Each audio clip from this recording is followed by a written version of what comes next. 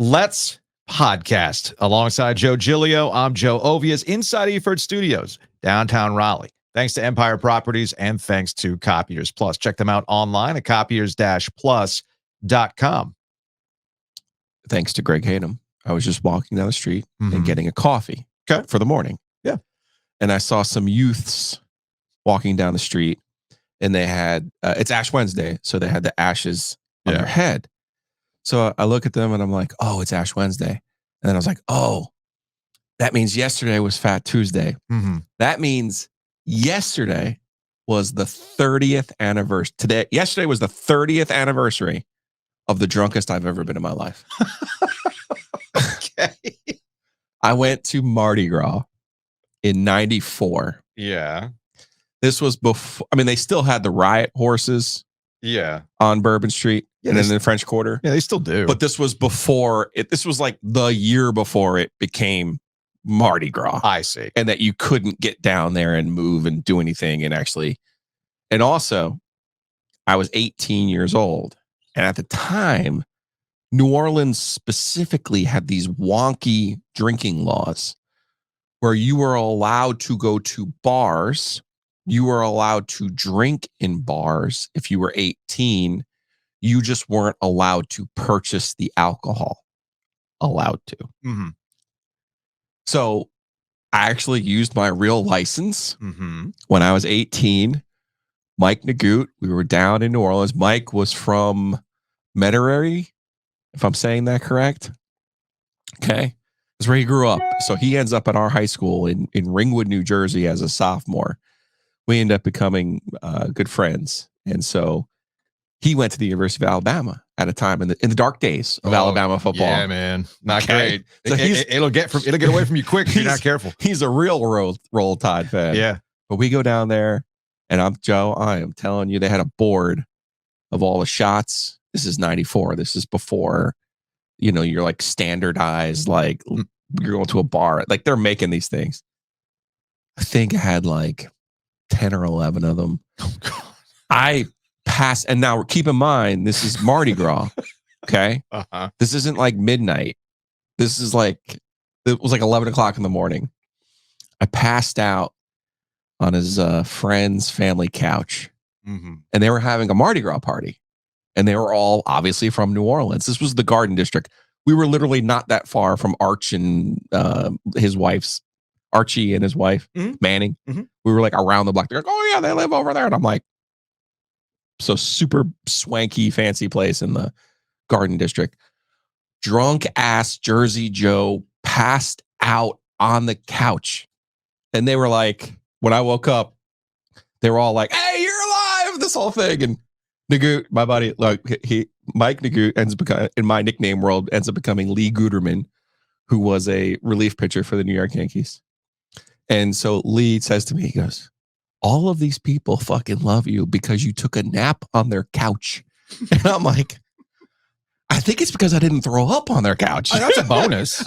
Like, that's a bonus. I don't know what. He's like, look at the Yankee. He couldn't make it to noon on Fat Tuesday. Now, you're probably wondering, you're listening to this opening to the podcast and you're wondering, what the hell does this have to do with anything related to what happened last night in Syracuse? Well, Joe is celebrating the however many anniversary of a Tuesday, Fat Tuesday Drunk Fest in New Orleans. 30 years, 94. New Orleans is where North Carolina beat Duke in the Final Four to effectively end a chapter in the rivalry against Mike Krzyzewski. And Tuesdays also happen to be the worst day for North Carolina to play basketball games. Doesn't make any sense. It's wild to me. North Carolina's 1-4 on a Tuesday this season. So if you go back to their schedule, they lost to Connecticut on Tuesday, December 5th. They beat Pitt on Tuesday, January 2nd. Cool. But then they have proceeded to lose Tuesday, January 30th to Georgia Tech, Tuesday, February 6th to Clemson, and Tuesday, February 13th against Syracuse last night. Good news for North Carolina going forward. They have one more Tuesday game the rest of the season. And it's at home. It's at home against Notre Dame. They're not going to be playing Tuesday in the ACC tournament. Nope. And they're not going to be playing a first 4 game. Nope. Unless Joe Lunardi is convinced that these kind of losses make it so that North Carolina has to play in the first 4. I mean, I wouldn't put it past Joe Lunardi. Well, yeah, shouts to Sean for pointing out, like, maybe this narrative is like, maybe the ESPN really is that mad about the ACC adding 3 schools that add no value to their television contract. We're going to get to the Joe Lunardi aspect of all this with our chief bracketologist, Patrick Stevens, a little bit later on. So let's talk about the Tar Heels from last night. And they gave us a Valentine's Day gift early with plenty to talk about with a loss. Speaking of little fun statistics, 1-4 on a Tuesday. The Tar Heels are also 1-2 since Armando Bacot declared the ACC goes through him. Not great. And I guess that's where I'm at, right? North Carolina, following the win over Duke, looked like they were a step ahead of everybody else in the ACC. Let's not retcon this, okay? Oh. Let's not retcon the idea that I think they still are, though. I don't know. Well, to use my extreme Sarah Jessica Parker voice, and just like that, North Carolina now finds itself with the same amount of losses as Duke in conference play with 3, and they have the same overall record as Virginia, which is not something that we expected or thought about when they beat Duke a couple of weeks ago. And big picture wise, right? Big picture, the ACC has carved out a space in the NCAA tournament bracketology. Okay. Virginia has stepped up. Wake Forest has stepped up. So it's not like this ridiculous narrative. Syracuse isn't that far. Syracuse is not that far off. I know. That's the crazy they've part, gotten right? hammered by Wake and Carolina down here, but they're not a bad team. And big picture, UNC lost on a night which UVA lost to Pitt, which put a pin in that because I know you have a larger point you want to make about this. So I don't want you to forget it. So Virginia loses last night. Texas A&M loses last night. Indiana State also lost last night, which continues an overall track of the season where a lot of ranked teams keep losing in bunches. But, and I made this point last night on Twitter, I can make big picture observations about the current state of college basketball, and that maybe UConn really is the only team that looks like a true title contender, and everybody else just has to hope and pray and wish that they can execute to their finest in the NCAA tournament. I know you made a face. I'm just saying it could very well be the case. Could very well be the case. But North Carolina fans do not care about that. North Carolina fans do not care about the big picture, and they're not alone. Anytime their team loses, if your team gets upset, you are upset. You don't care about the even keel conversation about the overall state of college basketball. Okay. All right. And North Carolina now losing 3 of their last 5. You start to wonder, is this a malaise? Is this something that is trending towards a larger concern? I don't want to hear like the doomsday scenarios that I know exist on social media. I still think North Carolina will ultimately be fine because you can explain away what happened over the last couple of weeks. The Georgia Tech game was free throws. The Clemson, that was a hangover against Duke, against a desperate team that really needed to win. That's a good Clemson team, by the way. That's a Clemson team on offense that really needed to win, and they got it. At Miami, it's been a pain in the ass for the Tar Heels the last couple of years, right? They won the game. And they still won that. No, but people are freaking out about how they won that game. They hung on. The poor game execution. Miami's been a pain in the ass. And, of course, Syracuse last night was hot as hell, man. Hot as hell. And Carolina lost their composure. Let me ask you a question, because you wanted to put the days of the week on a yellow pad, which I can. Oh, sure. But Syracuse ended up scoring 86 points last night. Carolina now 2-5. Yeah. 2-5 when they gave up more than 79 points. Mm-hmm. Their defense is what their elite trait is their defense. Yes. Giving up 80 points in a college basketball game in regulation is not elite. Mm-hmm. Okay. So that's where they are with that one. Interesting, though, that Syracuse has not played zone all year.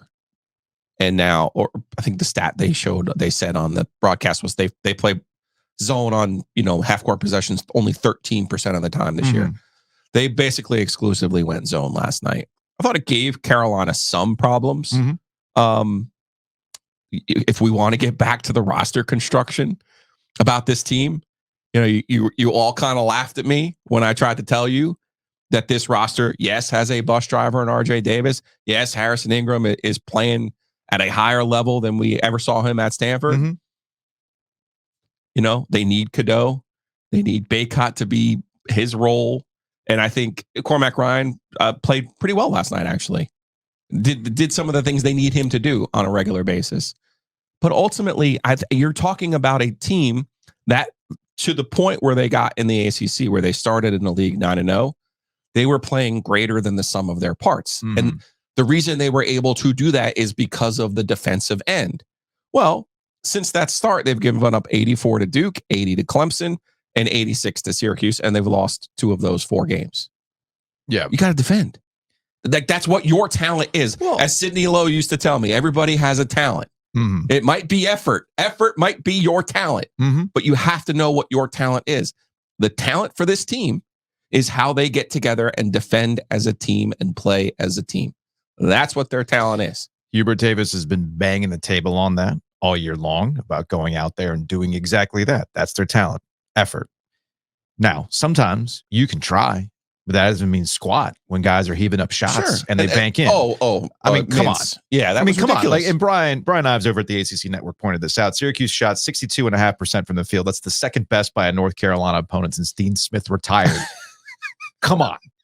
Only Pitt on February 2015 shot better, 64.9%. Again, 62.5 from the field, second best by a North Carolina opponent since Dean freaking Smith retired in 1997. So that's the kind of night that Syracuse had. And I think the problem that we end up having with college basketball, and we are guilty of this, I'm not acting as though we're above it, because we had this very conversation about Duke yesterday after a win against Wake Forest, and this conversation about whether or not they're soft. The college footballification of college basketball has to stop, where every single game is some sort of referendum on the season. Every single game, win or lose, identifies you as a true championship contender or not. It's a long-ass season with some ebbs and flows. In North Carolina, again, I'm not trying to absolve North Carolina of a loss last night.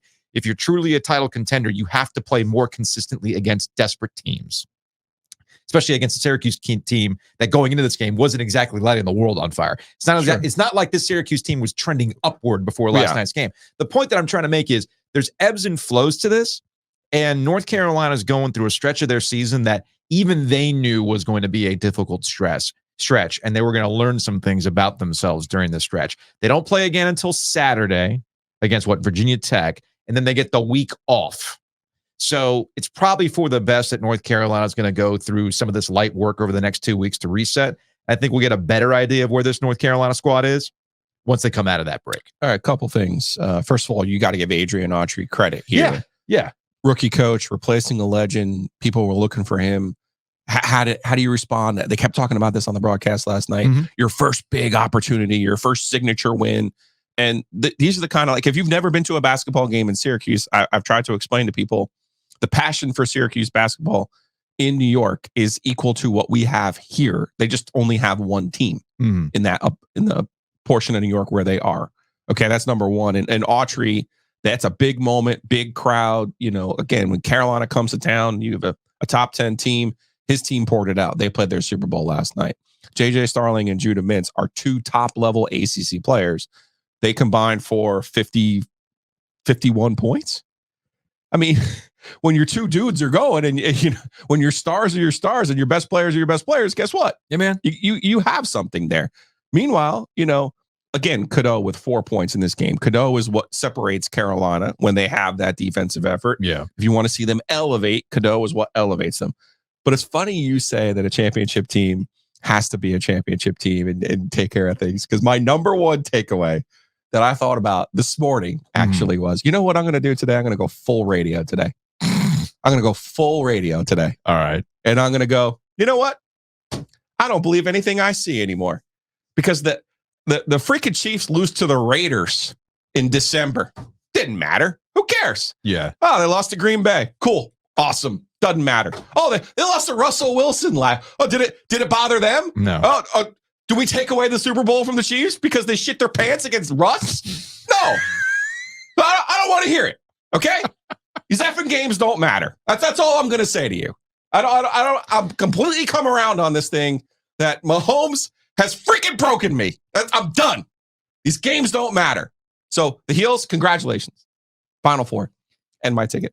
You know, maybe we wouldn't have gotten fired if that was the case every day. Little fire? Like that every day. Well, I wasn't allowed to swear, though. That's a good point. That's a good point. It's got to add the element. Go full radio. Let's go. These games don't matter. No. Full radio is, we're already doing entirely way too early top 25 projections for next year in college basketball. Oh. Also, full radio, by the way, would also be, is Hubert Davis on the hot seat? That's full radio. Housekeeping. Folks, it's Valentine's Day. Reminder, you might be listening to this podcast today on a Wednesday, February 14th, and going, oh, yeah, that's right. Even though Ovius and Giglio warned me yesterday that it's Valentine's Day. A little late. No, it's never too late. It's never too late. Get the Univana cleaning. It's not. Gift card? Because you can get the gift card. Okay, good. You can print that bad boy out and be like, put it in a card. Be like, see? Now, you should have scheduled it if you were a real G. However, it's okay. It's not too late. Enovana.com. ENOVANA.com. You can purchase a one-time cleaning right now, print it out, put it in a card at the last minute, and save Valentine's Day. Shout out to our friend Anna over at Sound Off. She made a little Valentine for you and me, and it's a little glittery heart. I thought about making it a sticker. Maybe next Valentine's Day, we'll make an OG heart glitter Valentine. What do you think? Okay. We probably use the same thing on a Shamrock for March if you want. Ooh, that's a good idea. That is a good idea. Anyway, check it out. ENOVANA.com. We have a next event, not March, in February. It's the OG Tailgate. Go to our Instagram account, OG Triangle Media on Instagram. You'll see the post. Like that post. Leave a comment. If you want extra entries, make it a story. Okay. And then we'll follow our guys on Sleek Fleet too. Yes. They're all tagged in there. Okay. They're all tagged in there. So here's what's going to happen. Like the post, leave a comment, tag a friend, get people to follow everybody. And then we're going to pick 2 lucky listeners within a 20-mile radius of PNC Arena. Learning our lessons, asterisk style. Yes, within 20 miles of PNC Arena. This is key. And we're going to get you some transportation from our friends at Sleek Fleet. Check them out, sleek-fleet.com, to hang out with the OG Tailgate. We're going to have food from Butcher's Market. We're going to have beer from Sweetwater. We're going to have very limited edition color-changing cups. Cups are back. Put an order in today. They'll arrive next week. We got 30 of them. Oh, 30 of them. And I also picked up some breaking t-shirts, a variety. I was going to say. Large and extra large. Fingers crossed. Shirts. No, they'll be here. They should be here. I mean, I put the extra shipping in there, so they should, hopefully they should be here. Otherwise, I'll text Jamie like, buddy, can we get these things printed for next week? That'd be great. Can we get a real Aho shirt from our friends at Breaking Tea? What do you mean a real Aho? The real Aho. That's what the shirt should say. The real Aho. I mean, I'll hit them up. Yeah. I'll hit them up. Get some stuff out of that. Anyway, go to breakingtea.com/OG if you want to buy a shirt. We got a new logo that just dropped. I'm debating whether or not we send the Dead Conference t-shirt to our friend Jim Phillips, who we will talk about a little bit later on. Also want to thank Hometown Realty for sponsoring Ovias and Giglio. Check them out, myhtr.com. Interest rates, I know, are getting a lot of headlines. Interest rates are going to affect how people are going to buy and sell their homes. And MyHTR can get you ahead of that frenzy. Yeah, beat the rush. Go to myhtr.com. 6 locations, more than 250 agents. That says to me, Joe, they know exactly what they're doing. And they can help you not only get the best price when you sell your home, but when you're trying to buy one, because you can buy, sell, calculate at myhtr.com. Also, big thanks to Whitaker and Hamer. Check them out online at wh.lawyer. Again, that's wh.lawyer, attorneys and counselors at law. Big thanks to Whitaker and Hamer for helping us out with our Tecmo Super Bowl tournament a couple weeks ago at Shady's. Be on the lookout for another OG event that will be taking place at Shady's May 3rd. Around in May. Not on a Tuesday. Definitely not a Tuesday. Not on a Tuesday.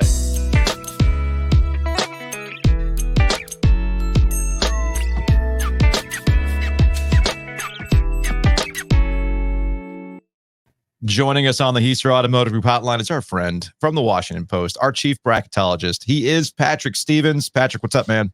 Fellas, how are you doing this morning? What's our bobblehead of the week? I'm feeling a little tired this morning, so we're going to pass on the bobblehead of the week. Patrizio, Patrick, that is just not how the bit works. Come on, sir. Okay. I'm tired today too, Patrick. But you see me podcasting, buddy. Okay, well, you want to do take 2 here and give me a minute to ask? No, just do it live. We'll do it live. We'll do it live, Patrick. Just grab something by you. Pick one of your favorites. I need it right there. Come on, let's go.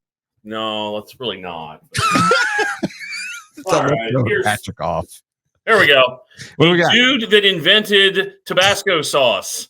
What? Edmund McElhenney. What? Where does one get an Edwin McElhenney bobblehead?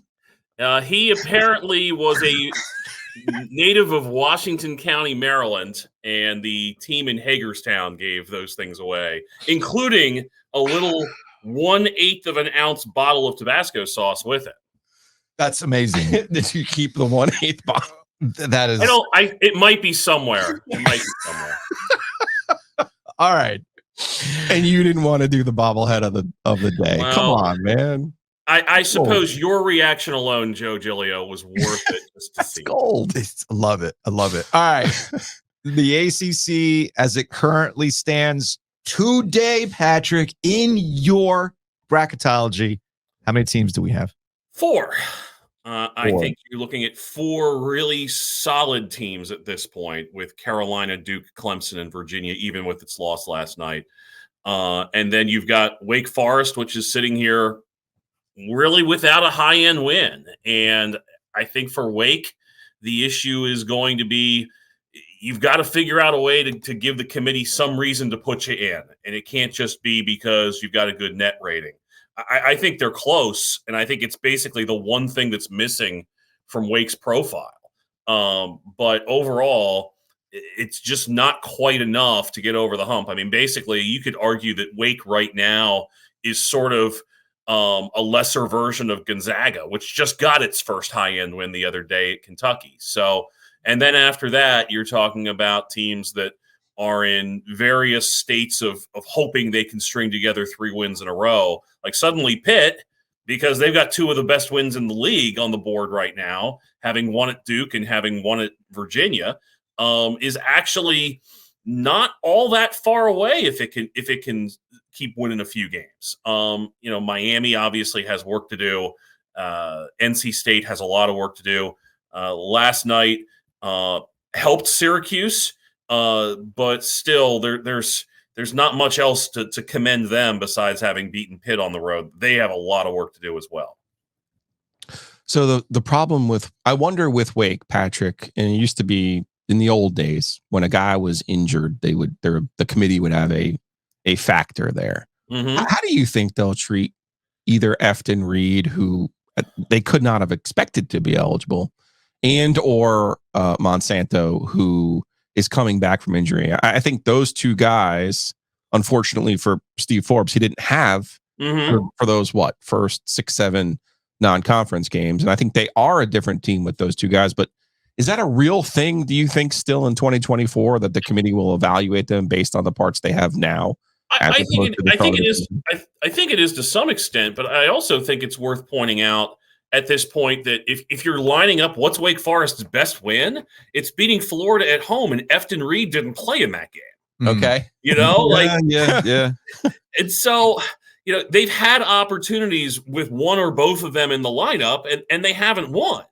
And so it would be easier to make that argument if they had lost 3 games to people they shouldn't have lost to in November, and then had just kind of chugged away. And it would be more one of those things where it's like, can we overlook this quad 3 loss or even this quad 4 loss because they weren't a complete team?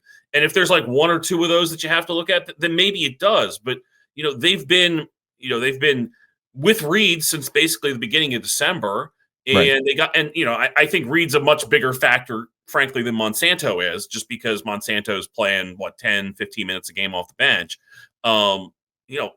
You got your team. Now you got to go out and win games. And, I know it's easier said than done. Didn't win at Carolina, didn't win at Duke, didn't win at Pitt. But you're talking about your best victories after Florida being home against Virginia. And then it's at Boston College, home against Virginia Tech, home against Miami. And that isn't going to get it done. I mean, Wake has work to do to distinguish itself. And that's kind of the key thing. We keep talking about how, there's not going to be there's not going to be only 32 at-large teams or 35. There's going to be 36. But you have to do something to distinguish yourself. And another thing that kind of has happened, and this isn't necessarily something that will definitely replicate itself in March, But in the last week, we've seen South Florida take over the American Athletic lead from Florida Atlantic. We've seen Richmond take over the A10 lead from Dayton. And so that's sort of like a bid thief in March. And so that edge of the field got tighter on Wake in the last week just because you had to find room for Dayton, you had to find room for FAU because somebody else was taking up those, top spots in the league. And so is that how that works out? Are those bids possibly available in the end? Sure.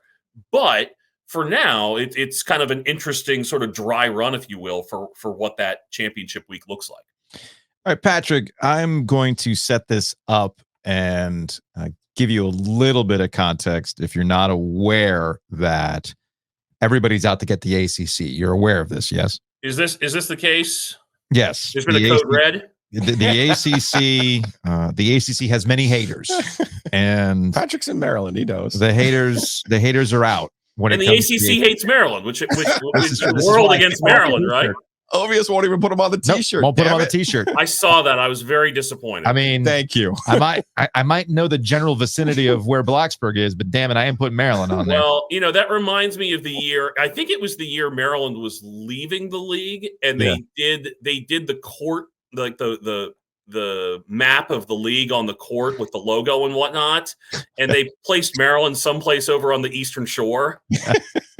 It's like, well, that's not where Maryland is. I mean, technically, it's where the state is, but it's not where the campus is. So I don't. If people who are listening to this podcast understand that there is this back and forth between, what the bracketologists and the general conversation around ACC basketball is versus what the results are, and I feel like this is a good opportunity to discuss the differences between what you and others in the bracketology field are trying to accomplish versus the results, right? So you're making, everybody likes to make these arguments about leagues, which it's easy to clump it together. It's a fine way to create a discussion, but you're looking at individual teams and individual profiles. And yes, when you look at a team like a Wake Forest, for example, in the end, 21, 22, 23 of the games that they play out of 31, 32, 33, whatever, are going to be league games. So there is a definite influence as to who you play. Sure. But you're trying to size up what has this team done? Who have they beaten? Where have they beaten them? All that sort of stuff. What sort of, at this point, what sort of metrics do they have that go beyond simply the NCAA's net tool, which would be KenPom, which would be KPI, et cetera. So you're looking at individual teams. Now, it's not wrong to say, well, because you have X number of bad teams in this league, that's going to drag you down. And there have certainly been times, I think less so this year, than even a year ago, and certainly there's been a couple other seasons too like that, where the bottom tier of the ACC dragged down some of those teams that were scrambling for those last few spots. But the problem for Wake Forest isn't some mythical, well, the league is down. The problem for Wake Forest is they haven't beaten anybody in Quad 1, and some of that is a matter of getting Quad 1 games. And some of it is you look at what they did in non-conference play, and if they go and they win at Georgia and they beat LSU on a neutral court, we're probably having a different conversation about that. Just because they would have enough quantity at that point to overcome the lack of quality.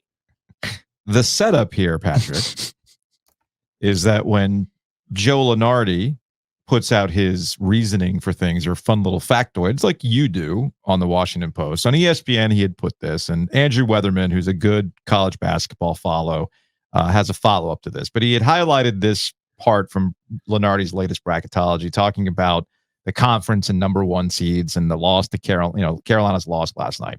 For the first 2 decades of this century, the ACC averaged at least one top seed per year. The conference peaked in 2019, landing 3 of the 4 number one seeds, including the national champion Virginia. Since then, there has not been a single top-line selection from the ACC, its longest drought since seeding began in 1979. In addition, the league has landed only 2 number one seeds since the pandemic, and 2 of the last 3 tournaments, its highest rated entry has been a 4 seed. It's hard to end a decline in the number of overall bids without the usual anchors at the top of the conference, and this update includes only 4 ACC teams, just like you, Andrew.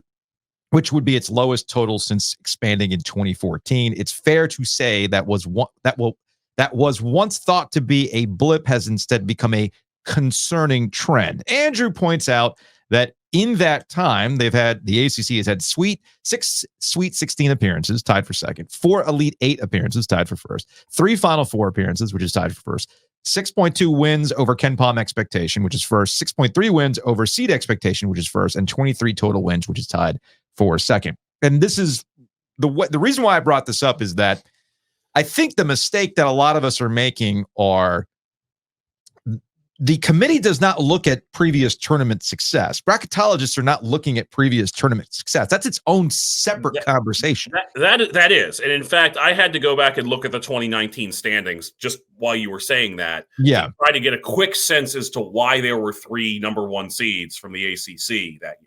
And one of the reasons was you had 3 really good teams at the top of the league. But one of the reasons was you had a 29-8 Florida State team and a 26-9 Virginia Tech team too. And so there were more quality victories to go get by having more high-end teams, even in that, second tier, even in the 4th, 5th, 6th range. But for the purposes of what I'm doing, I'm not looking back at the 2021 tournament or the 2018 tournament or the 2013 tournament and saying, gosh, what did this league do then? Like the reality is you're looking and saying, how does this year's version of Duke compare to this year's version of Iowa State or this year's version of Baylor or this year's version of Illinois? And, we can go right down the list going, we're comparing Virginia to this year's version of Colorado State or Mississippi or whoever. And all that other stuff is background noise for people to yell and scream about, but it doesn't influence what this bracket is going to look like. Patrick Stevens, Washington Post, our chief bracketologist, king of the bobbleheads. The Vasco sauce. That was a winner. That was a winner today, Patrick. You pulled that one out of nowhere. Still a winner, man. Still a winner. The weirder, the better. We'll talk to you later. Take care, fellas.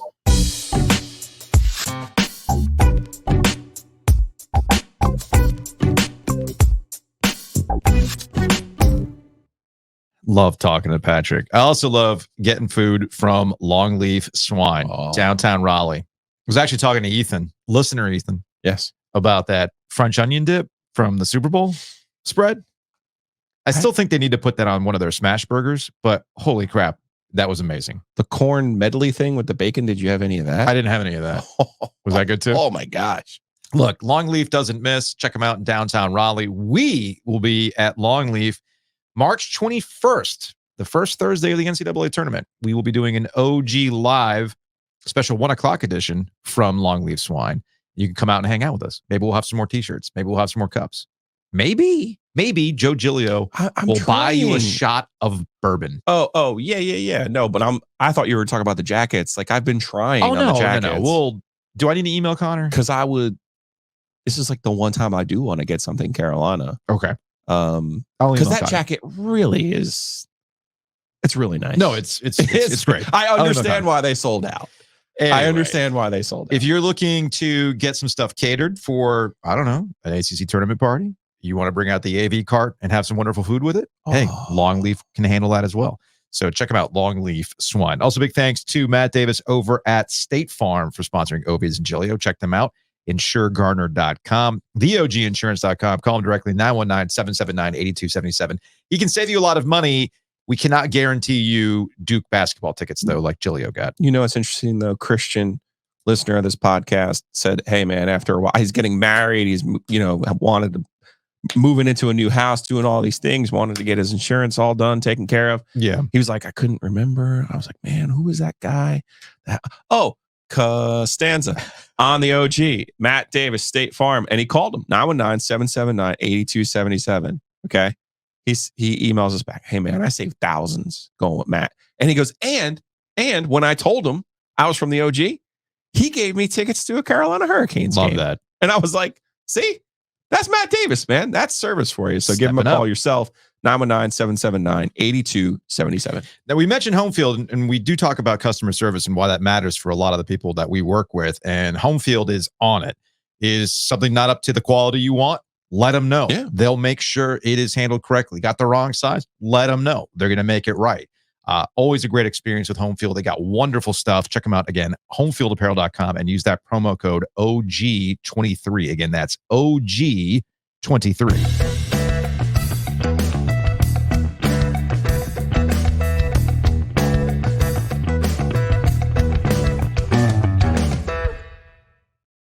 There's a meme that makes the rounds where something bad happens, right? And it's almost like somebody called their shot, like they should have known better, or they say something and then something bad happens. And you've seen the meme. It's this old news clip. And it says, "What are you going to do? Stab me?" Person before they got stabbed. Right. Okay. I feel like, oh boy, that's Jim Phillips, ACC commissioner, when it comes to where things are headed with college athletics. And it's a classic case of, well, what are you going to do? Shank this conference right before the Big Ten and the SEC shank the ACC and potentially the Big 12. You're probably wondering, okay, Ovies, where the hell is this going? Well, it's been a very newsy week for the college football playoff. Looks like ESPN is going to dole out, I think, if I saw the number correctly, I don't have it in front of me right now, $1.6 billion a year for the rights to the college football playoff over the next 6 years, with the right to sub-license, by the way. I was gonna say, it feels like a mistake on their part not to take this to market the way that the Big Ten did with theirs. I agree with you, but I also think that based on Ross Dellinger's reporting, that the conferences, or specifically the Big Ten and the SEC, understand that it ain't going to stay at 12. So it looks like the format for the college football playoff, based on reporting from The Athletic, based on Ross Dellinger at Yahoo Sports, is going to be the 5-7. Not going to be the 6-6 anymore because, well, the Pac-12 is no more. Yeah. Okay. So it's going to be 5-7, 5 automatic, 7 at large. But in reading quotes, it's fairly obvious that they want to go to 16. I think it was from Mike Oresco on his way out, straight up saying, yeah, man, the difference between a 12-team playoff and a 16-team playoff is really minuscule. Structurally is not that big of a deal. So it's going to go to 16, and who knows, when they need to go shake the money tree again, you can say, hey, we're expanding. Maybe that's when they open things up again. I like the 12 in the sense that I want you to reward the top 4 teams. Agree. They shouldn't have to play in the opening round. I like that element. Now, there's a lot of other things to peel back on this onion, because there are some other potential changes, all for the sake of revenue share, including the NCAA tournament. But I wanted to focus on this quote from Jim Phillips, ACC commissioner, in the Ross Dellinger piece. So I got to scroll down because I had it at one point and now it's gone. This is in the portion about the ACC and the Big 12's role with all these decisions after the Big 10 and the SEC announced this joint partnership. Yeah. Okay. Quote, in an interview with Yahoo Sports, Commissioners Greg Sankey from the SEC and Tony Petitti from the Big Ten underscored the need for the advisory board to be as small as possible to quickly reach solutions for urgent matters, such as the multi-billion-dollar House antitrust lawsuit, the NCAA's new governance proposal, Project D1, and the unsettled recruiting landscape where the NCAA's transfer name, image, and likeness policies are at risk of being eliminated by the courts. Sankey insists that whatever solutions the joint board reaches are, one, an effort to, quote, benefit everybody in the ecosystem, and two, not an attempt to secede from the NCAA or the college football playoff, although such decisions seem to remain viable, some believe. And here's the money quote from Jim Phillips. Quote, I trust Greg and Tony and what they've said. I'm not paranoid about this, that it's a sinister movement. Did he look him in the eye? That's my only question. Did you look these men in the eye like you did with the alliance? Look, man, I really don't want to hammer Jim Phillips. But how many times have we seen in the history of college athletics commissioners not being trustworthy? How many times have we seen college presidents of these big institutions all do what's best for them?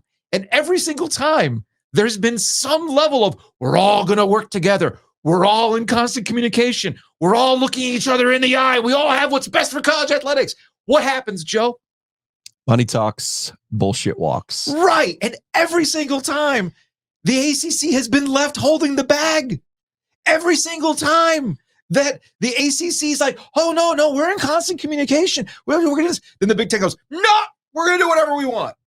That was with John Swofford. Remember the pandemic? No, we're in constant. We talked to John Swofford. We talk every day. And then the Big Ten went, Leroy Jenkins, we're not going to play college football. And everybody's like, what the hell's happening? Okay. And then the same thing happened to Jim Phillips with the Alliance. We're all here. We have a press conference. I'm leading the way. We don't need gated communities. And then what happened like a month after the fact? E2 Carol fault. Right. E2. Right. So Jim, dude, are you ever going to learn? You really trust the SEC and the Big Ten? That's how you end up with Cal, Stanford, and SMU in the damn conference. Because you're like, oh, no, things are going to be fine. They're fine. Oh, the Pac-12, no, Pac-12's dead. Oh, damn. So here we are. What are you going to do? Stab me? Yes. The SEC and the Big Ten are going to stab you. And then the ACC is going to be left once again behind. And every single one of these things comes down to revenue, Joe. It all comes down to revenue. The whole reason why we're even arguing about this stuff with the college football playoff is because the SEC and the Big Ten want more of the money because they feel that with all the teams in the conference and the brands they have in the conferences, they are owed more money of the revenue share than the ACC and the Big 12. That also comes down to the NCAA tournament too, which we'll get to in a second. But come on, man. Come on. Meanwhile, what the ACC is doing under Jim Phillips' stewardship is spending more money lobbying Congress to protect the status quo than any other conference. It's embarrassing. I thought there was a revenue gap, Joe. It's embarrassing. You mean the ACC can spend more than the SEC in something? I was told otherwise. What they have decided to prioritize as a conference is embarrassing. The conference will no longer exist in 5 years. So that's on them. That's on their leadership. That's on their faults. And that does start with, like, we're no longer in the blame Swofford protocols. No matter what Florida State says in a court of law, we are no longer in the blame Swofford protocols. We are now squarely in what you just said. There's a pandemic. Oklahoma and Texas decide to leave because of a conniving move by Greg Sankey behind the scenes with Jack Swarbrick. Jack Swarbrick, the Svengali who talked you into adding Stanford and effing Cal, by the way. So wake up and make a decision that's best for you and not some, let's protect the status quo. Oh, no, I trust the Big Ten. Maybe our friend Luke DeCock has this right all along. That this guy is just a sleeper agent from the Big Ten sent to destroy the ACC from the inside. I don't think the further we get away from this, right? There's a reason why he did not become the Big Ten commissioner. Yeah. There's a reason. And it's not because he was a sleeper agent. I think it's like, nah, this guy wants to go in a direction that we don't want to go in. And if that's what the ACC wants to do, man, more power to you. Yeah. More power to you. We're going to go off and we're going to do our own thing. And the Big Ten ultimately had it right. And obviously, Greg Sankey is the power broker in college athletics. The one thing that Swofford did do right, by the way, was understand that. Swofford understood that. And he tried to work in partnership with the SEC in that regard. I don't know what Jim Phillips is doing other than being way too late to the party on any one of these moves. But hey, got a cool new office in Charlotte. Looks cool, right? Should we send Jim Phillips a t-shirt? We should. All right, I'll send him a t-shirt. You just bring it to him in Washington. He'll probably be mad that the California schools aren't involved in this sort of thing. About the NCAA tournament, I should say. Revenue, just like the same arguments about the college football playoff are in play about who should get what money. Yeah. The same thing's happening with the NCAA tournament. And the too long didn't read version of that Ross Dellinger piece on Yahoo relates to the Power Five or the Power Four and the Big East, because the Big East is a player here when it comes to the NCAA tournament. So that for the purposes of this conversation, we will use the term high major basketball conferences, which includes the Big East. And their argument is, well, look, we make up the majority of the field. We are the ones that earn, I think the number was like 70% of the available units, because the NCAA payout is based on units and XYZ, right? Therefore, we should have more opportunities for these types of things, or we should get more money. One of the things that was floated was the idea of, well, do we have to have automatic bids for the NCAA tournament for the smaller conferences? God, that would suck if they tried to do away with those. But they won't, because they know that it would end up being a really bad PR move for NOL. Should look pretty bad when it comes to all the congressional help and everything else. That, oh, you guys really are that cutthroat. They can't do that. So the next best solution, if you can't take away automatic qualifiers for the smaller conferences, is to expand the field beyond the 68 that we currently have now. It's going to happen because they simply want more opportunities for their schools. There's way too much money being invested in college basketball for your programs to not make the NCAA tournament. Yeah, I have no problem with a 96 team field. No problem. You know, it's funny. Would I have a problem with it? Yes, because I think we all recognize that 32 or 64, really 64 was perfect. Okay, perfect. It was symmetrical. You started on your Thursday. You got these 3 weeks. It's awesome. Now you got this first 4 and they're playing on Tuesday and a Wednesday, whatever, right? The people who go to 96, you just start the week before. You just start the week before. And it's even more of a random chaos generator at that point. And UConn will still win like 7 games in a row to win the title. And the ACC will still only get 4 teams in the NCAA tournament. They're still projecting just 4. And Duke and Carolina will be in the Final Four. Yes. And Virginia will be the first to lose. Be out. No, Virginia will be the first number 1 seed to lose to what would that be? What 24 seed? A 24 seed? My math is escaping me right now. So all these things will still be true, right? Look, I get that it sucks, but please don't tell me that you're not going to watch the NCAA tournament. No. Just like there's 350 teams in Division 1 now. Like that's the part people need to realize, how the growth of Division 1. Also, you use the word national. Mm-hmm. And Congress, and the NCAA uses it too. Yeah. They're allowed to use it because it is a true national championship. It is. As I always tell you, it's not the national championship in football. It's the college football playoff. This is true. Championship, because they know it's not a national event. We're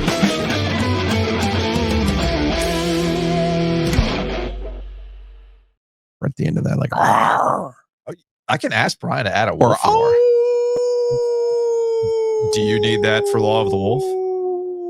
Well, no. If you're going to say there's a conspiracy amongst the media, then you need to like lean into it. It can't be like. That's a good point. You know, because the Raleigh media. One other, it's Triangle Media. No. I've seen it. The Raleigh media. Well, it's about to be the Raleigh Media in a second. Get up in here. Get those pants in here. Get those orange pants over here. We're almost there. Get my guy. We're almost here for a true Raleigh Media conspiracy. You state guys. All of you. You state guys. 3 state guys talking about UNC? What? Can't wait. But here's what you can't wait on. A reminder. It is Valentine's Day. It is Valentine's Day. We already told you one way to say Valentine's Day. There's another way to say Valentine's Day if you're listening to this on Wednesday, February 14th. And that is the gift of meat. So head on over to the Butcher's Market. Locations across the triangle. Maybe you don't have time to cook tonight. No big deal. Yeah, they got the steak tips. Just a tip, man. It's fantastic. But let's say you just can't do that. They have prepared meals at the Butcher's Market. Bring it on home. Heat it up. And they got wine. They got beer. They got all sorts of goodies at Butcher's Market to say Valentine's Day. Went to the Lake Boone location yesterday. I'm officially dubbing that the new OG home base. Okay. Wine and beer coming next week. That's Fantastic. number 1. Number 2, hot dogs. They make the hot dogs there. Fantastic.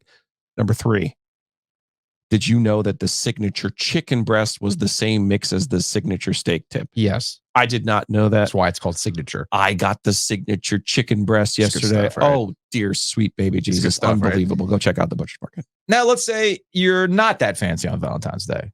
Well, what's better than the gift of gas station beers? Nothing. Hey, honey. Hey, baby. Hey. Here's a Natty Light. I just brought a double deuce of the Natty Light. You ready to go? Let's go. Class it up. Or maybe you know it's going to be a late night. Nothing says romance. Hey, maybe you know it's going to be a late night. Get that coffee.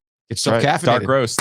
Let's go. Stuff. Anyway, head out to the Butcher's. Head out to Breeze Through. Or maybe you do things a little bit differently. You go to the McDee's Through. Get yourself a 6-pack and then get the McDee's and get gas. Then get gas and then go home. Anyway, check out Breeze Through. Locations across the triangle. Locations across North Carolina. Quote Jimmy V. That's a full day. And of course, Mosquito Authority, Pest Authority. Bundle, baby. Bundling is hot right now, and you can bundle at bugsbite.com. Get that mosquito outdoor treatment which will probably start up pretty soon here as things start to get warmer. And of course, Pest Authority can take care of the inside of your house. All the good things, man. Troy, one of our listeners, said, "Hey, I had no idea about the moisture barrier until you guys were talking about it. I reached out to Hayes, bugspite.com, got an unbelievable deal. Treat the underneath your house. It's one of those things you don't think about until potentially maybe you're going to put your house on the market and you're like, hey, you have some mold, you have some mildew." It's like, whoa, guess what? You're not selling that house. So protect your house. Think about that moisture barrier. Think about all the different options they have. Go to bugspite.com.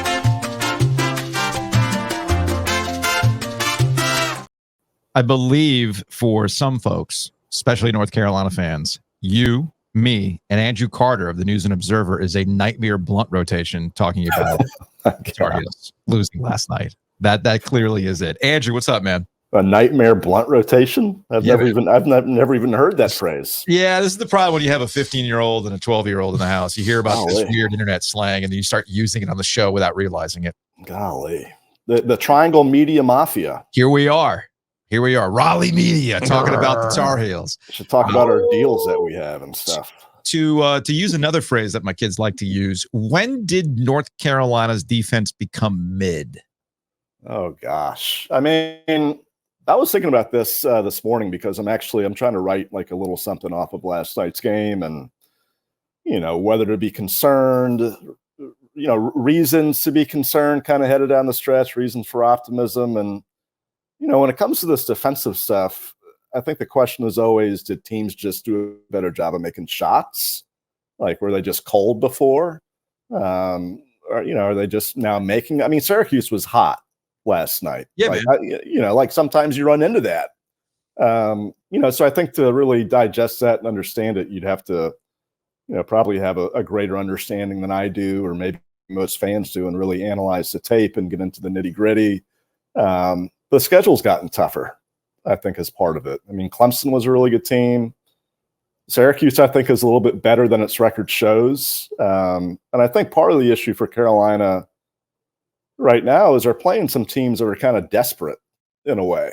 Like Clemson now looks good for making the tournament, but they needed that win at UNC. I mean, Miami, not a tournament team right now, but if they beat UNC and get on a run, who knows? Like Miami needed to beat Carolina. Carolina found a way in that game, and Syracuse is trying to work its way back into that conversation too. And so if you're playing desperate teams, I think you really have to match the intensity. I think you have to be sharp, especially down the stretch. And UNC, especially when it comes to that, has not been that. Like they're just not making the winning plays in the final minutes of games. And you're seeing, kind of the result of that here the past couple of weeks. You recently wrote about Elliot Cadeau, and I think he is the real key for Carolina once the money's on the table. And he's had some really good games. And then, like last night, he gets punched in the face, basically. And he was pretty ineffective last night. Now it's a zone, and Hubert tried using him in that Theo Pinson, Roy top of the zone deal to varying degrees of success. It was obviously a game he didn't have an impact on. But I'm just kind of curious your take on Cadeau and how this freshman season kind of goes up and down and up and down, and where it might find some consistency. Yeah, and that was what I was gonna write before they lost, was kind of like the Elliot Cadeau breakout. And then, like you mentioned, he gets punched in the face and he sits out for a bit. I thought he was effective in terms of maybe, passing out of that zone, getting him in the middle. And you're right, they try to use him in that Theo role that he had so much success in back in the day. I mean, I think Elliot has done pretty much everything that they've wanted him to do this year, especially as a passer, especially as a guy running the offense. He's kind of, he's been almost like a Kendall Marshall light a little bit in terms of his vision, his passing ability. He's made passes probably that haven't been seen at UNC since Kendall. So, going on more than 10 years, and he's drawn comparisons to him and to some of those great point guards that UNC has had. But, because of some inconsistency around him, I think it has, maybe increased the pressure on Elliott, or at least necessitated that he deliver more offense. Cormac Ryan think he had a good scoring game last night, but he made some critical mistakes late in that game. He had some key turnovers. That foul. That foul. He's been, Cormac, I think, has been a really frustrating player. And Hubert defends his guys, and you understand that. And, he points to all the things that Cormac has done well. But he's been MIA at times on offense. And to alleviate some of that pressure that RJ Davis faces, UNC needs another threat in the backcourt. And so, a question for me is whether Elliott can be that guy. And you've seen some encouraging signs. He did, it was a quiet game for him last night, but I thought he did make a huge shot in the second half. I think it cut Syracuse's lead from 6-3. It gave UNC a chance. I'm trying to remember when it was. I want to say it was, at some point in the second half there when UNC still had hope. So, he made 2 threes at Miami, first time in the game all year. He's made that many. And so you're seeing signs. But honestly, he probably really shouldn't be kind of shouldering that sort of load. Like, you want him running things. You want him being that passer that he is. I'm not sure his game has progressed to the point yet where, he's going to be a reliable offensive threat in terms of scoring points. But UNC kind of needs that a little bit given the inconsistency around him. It's interesting. Joe and I were talking about this before the show. And Joe, and this about Joe, Andrew. So the way I set this up, I know all kinds of things about Joe. all sorts of things about Jillian. So where I'm going with this. We're in the hallway here at Eford's studio, and I just start hearing going, so Pitt beat Virginia last night. 23-game home winning streak. Yeah, that terrible Pitt team, and they did it. Kevin Keats because he lost to Pitt. Syracuse. Oh, look at that! Shot lights out against North Carolina last night. They lost to by 30 previously. Yeah, huh. Correct. Weird. Let's get rid of Kevin because they lost to Syracuse. Yeah. So that kind of sarcastic, I do know that aggressive approach to weird. It's the only Joe I know. Weird. It's almost like what I've been saying this whole time is right. It's odd. Well, I don't know about all that now. I don't know about all that. You're right, Gottman. Well, my reaction to all this stuff that you're bringing up, you can talk about Kevin. It's sort of, it causes you to re-examine maybe some of the conversation around him, but also to me, does the same thing with the ACC at large. Like, there's this narrative nationally, the ACC stinks. It's not what it was. And granted, like, you don't have maybe those juggernaut teams. We thought maybe Carolina could have been that, a few weeks ago. Maybe they're not quite at that level, but there's still like a lot of good, pretty solid teams that are on the fringe of the tournament. Not quite there yet, but Miami's a good team. Syracuse, I think, is a good team. Clemson, I think, is really good. Like, that team can make a run. Like, PJ Hall is really good. But there's this narrative yet that the conference stinks, and that if you lose to anybody outside of Carolina or Duke or Virginia now maybe, or Clemson, like, it's an awful loss. Like, oh my God, can't believe you went up to Syracuse and lost. Yeah. Well, they're pretty good. And when that place has 25,000 people in it, it can be a tough place to play. Andrew Carter, News and Observer. We appreciate the time as always, man. We'll talk to you later. I'll see you guys at the Mafia meeting that we have later. That's right. Do you want Skull and Bones? Do you want the occult shirt that I had Anna draw up? I do, actually. I do want that. All right. I'm actually going to put an order in because it's not going to be a full breaking tee run. I think I'll just go like custom making and just get like 6 shirts. I'll get you down. I'll get you a medium. We'll be good to go. Thank you. In orange. All right, man. We'll talk to you later. All right.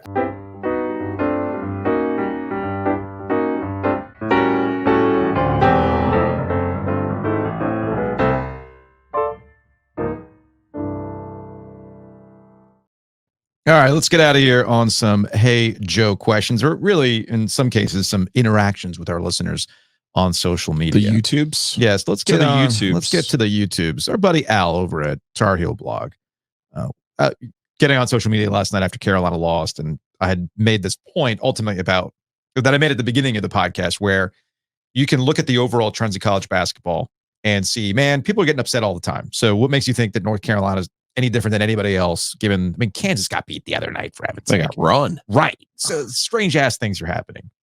And I simply pointed out to Al, this social media, specifically Twitter, is not a place for nuance.